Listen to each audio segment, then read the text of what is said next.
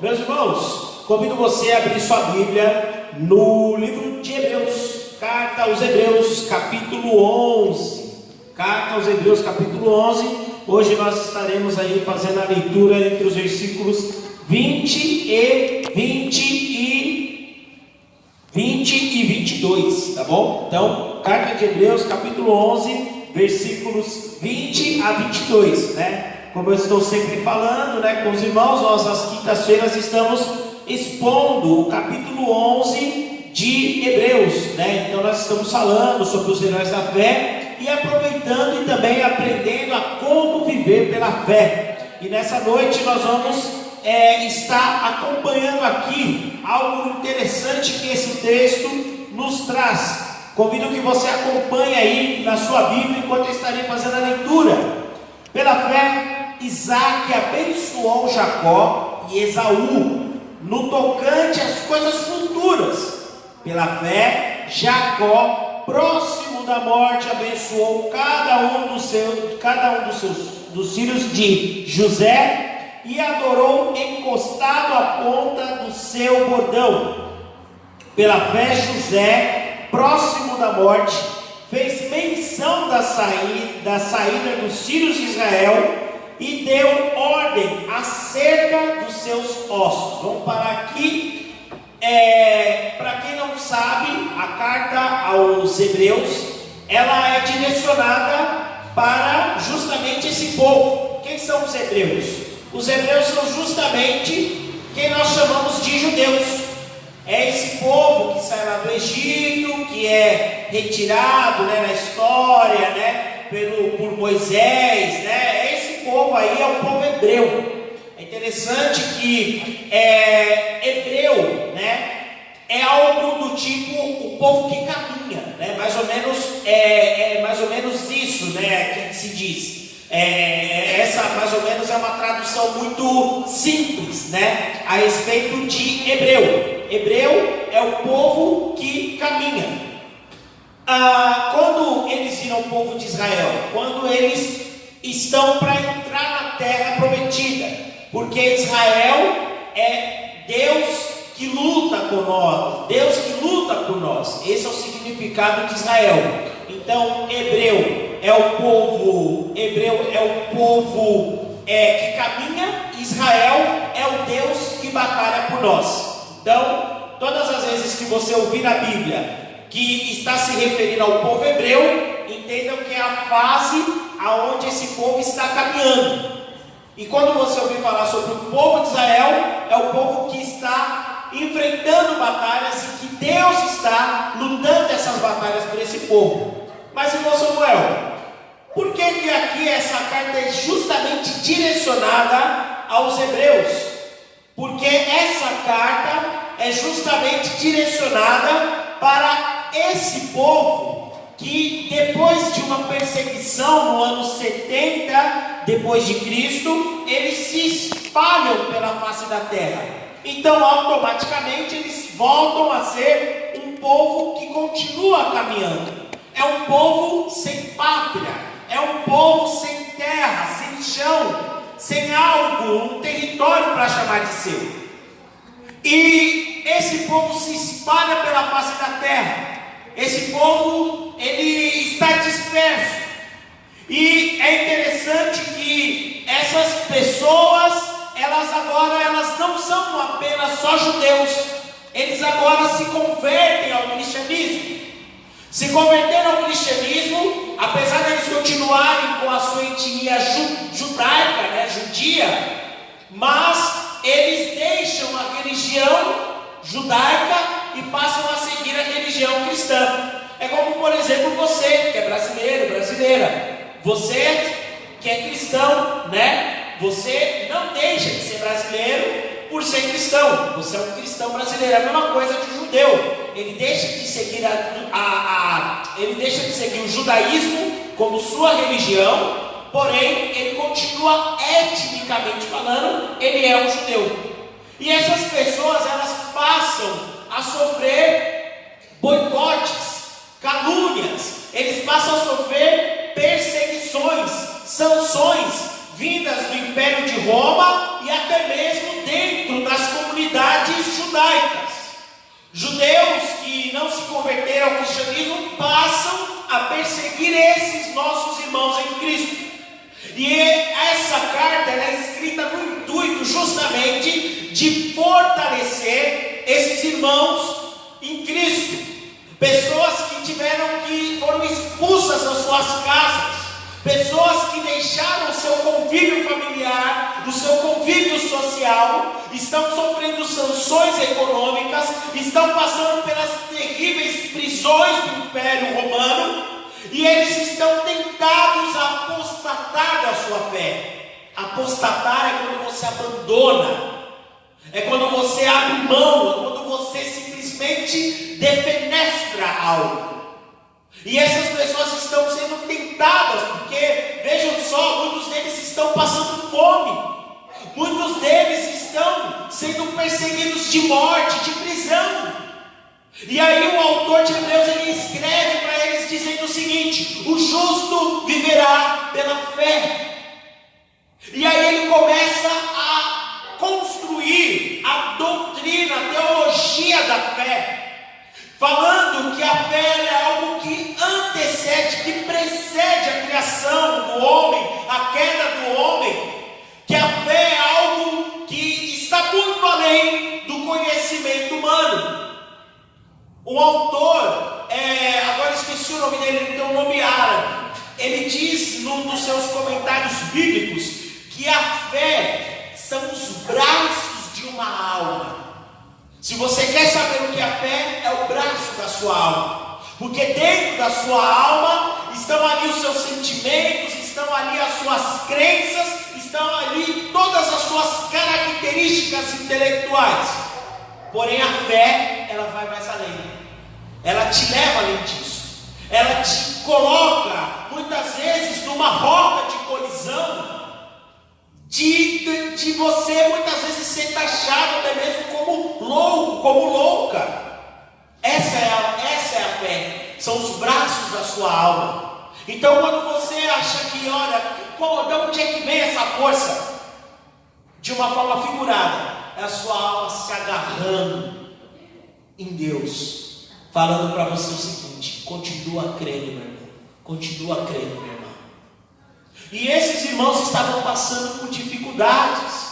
Esses irmãos recebem essa carta é lida nas igrejas que são formadas majoritariamente por grupos judios, judaicos. Essas igrejas passam a ler essa carta. E aqui, o que o autor está falando entre o versículo 20 e o versículo 21? Só recapitulando, para você pegar ali a partir do versículo 1, depois você pode ler na sua casa. Ele começa falando sobre os patriarcas pré-dilúvio.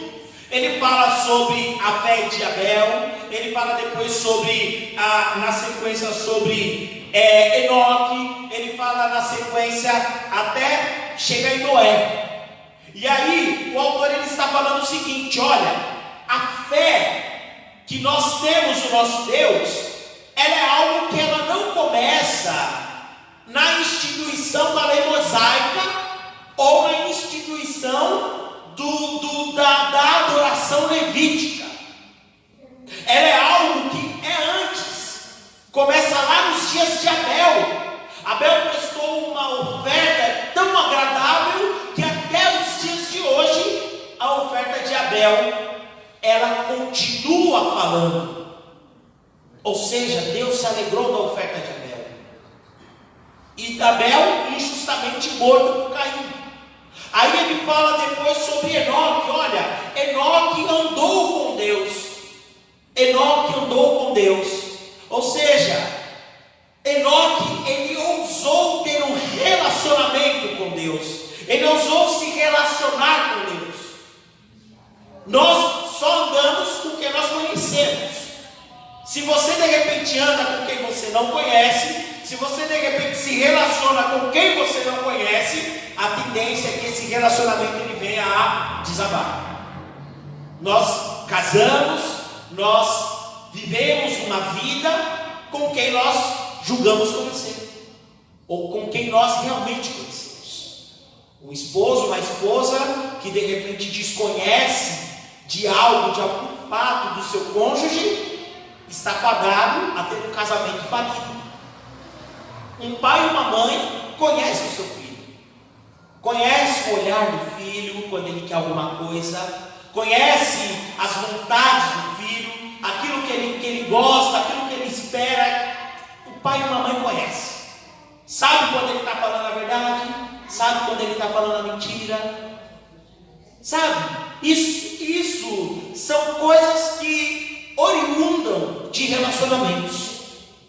E Deus, Ele usa, o autor, ele usa esse termo para falar que Enoque se relacionou com Deus, que Enoque simplesmente não ousou somente conhecer a Deus, mas ousou andar com Deus.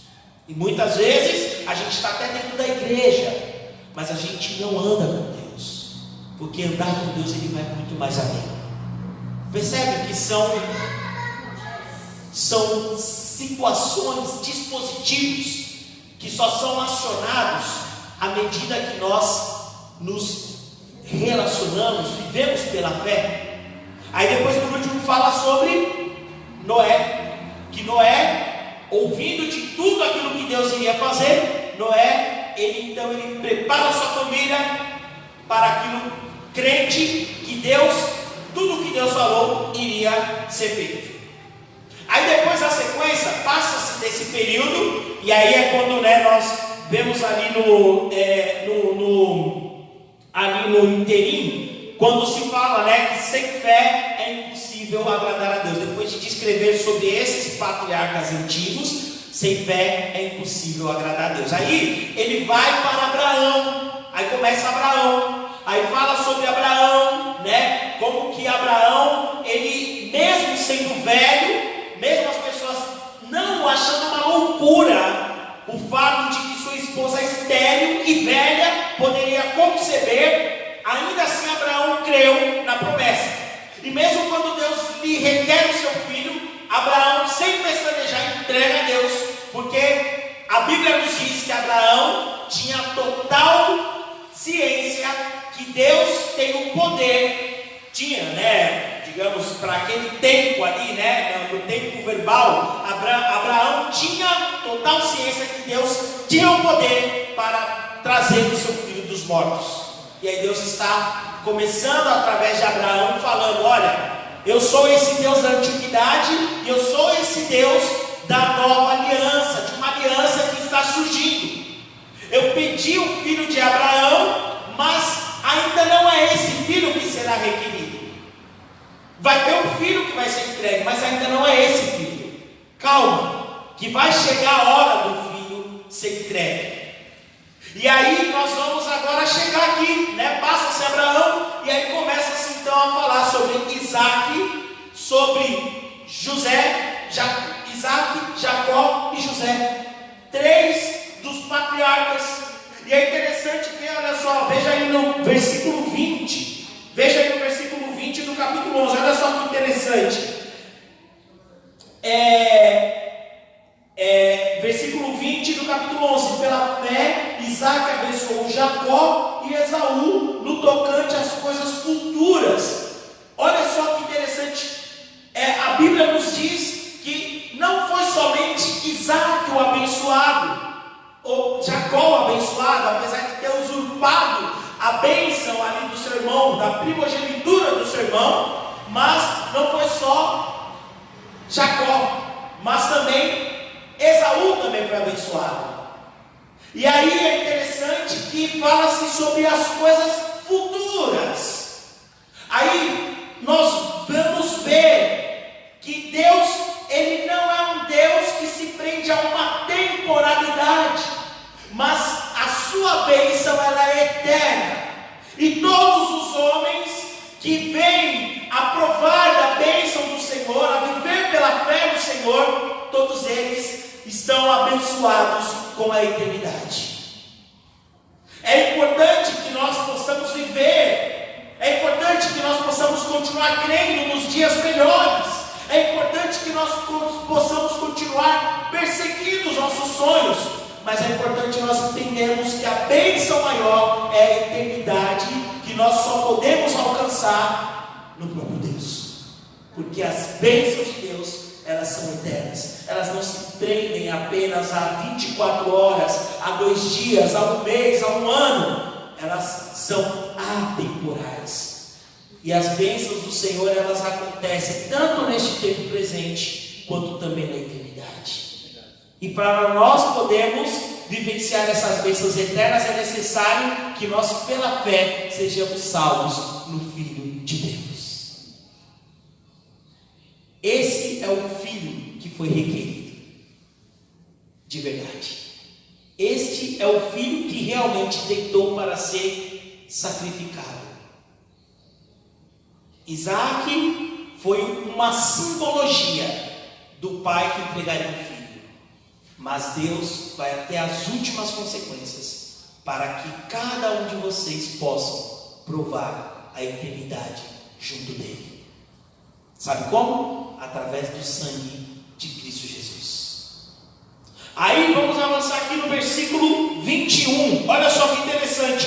Pela fé, Jacó, próximo de sua morte, abençoou cada um dos filhos de José e acordou e adorou encostado à ponta do seu cordão. Aí é interessante que aí nós conhecemos a história de José, né? José vai para o Egito, fica lá no Egito, aí tem o reencontro com a sua família, e é interessante que Jacó, ele abençoa a geração de José. Ou seja, a bênção do Senhor, ela é algo que transcende a sua geração. Lá em Coríntios, né, Paulo ele fala, né, aos irmãos de Coríntios, fala, olha, quando se tem um justo, toda a sua casa é abençoada. Claro, não são bênçãos salvíficas. A salvação é individual, a salvação é subjetiva. Cada um responde pela sua salvação. Porém, o fato de cada um de vocês serem justificados no sangue de Cristo Jesus, lhes dá a possibilidade e a autoridade para serem bênção nas suas casas. E essa bênção vai acompanhar as suas famílias. Ou seja, Deus ele não se contenta, entre aspas, em somente nos abençoar para a eternidade, mas também permite que nós vivenciemos bênçãos nessa vida. José foi abençoado por intermédio dos seus filhos. Os seus filhos Efraim e Manassés possuíram terras também ali na partilha. As suas tribos, né, possuíram terras ali também na partilha. Olha só que interessante. O Deus que nos abençoa para vivenciarmos a bênção da salvação, que é eterna, é o mesmo Deus também que abençoa a família de cada um de vocês, por intermédio da vida de cada um de vocês. E vocês, vivendo pela fé, vocês são representantes do reino de Deus, das suas casas. Cabem a vocês avançarem no Evangelho para que os seus, aqueles consanguíneos seus, eles possam ser alcançados por Cristo Jesus. E aí, eles possam dizer, né, até aqui o Senhor tem nos ajudado. Amém. Vamos avançar aqui no versículo 20, para finalizar, versículo 20, versículo 22.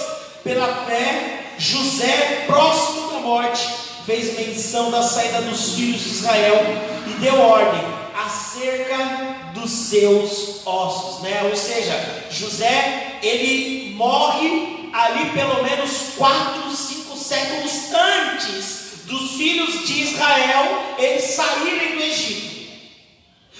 Mas José, ele fala antes da sua morte que vai acontecer, que não precisamos nos preocupar, porque acontecerá. E aí é interessante que dentro dessa eternidade, dentro dessa bênção do Senhor, que se atravessa através da temporalidade, temos ali o fechamento perfeito para tudo isso.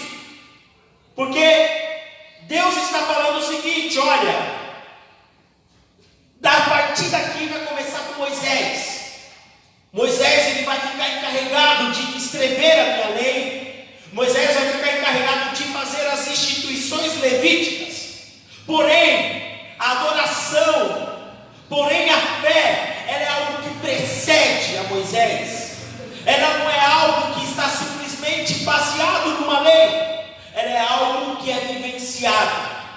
E muitas vezes nós estamos desesperados, angustiados. Senhor, será que vai acontecer? E nos falta darmos esses braços para a nossa alma, que são a nossa fé, para que nossa fé possa se agarrar o mais firme possível na promessa que o Senhor nos fez.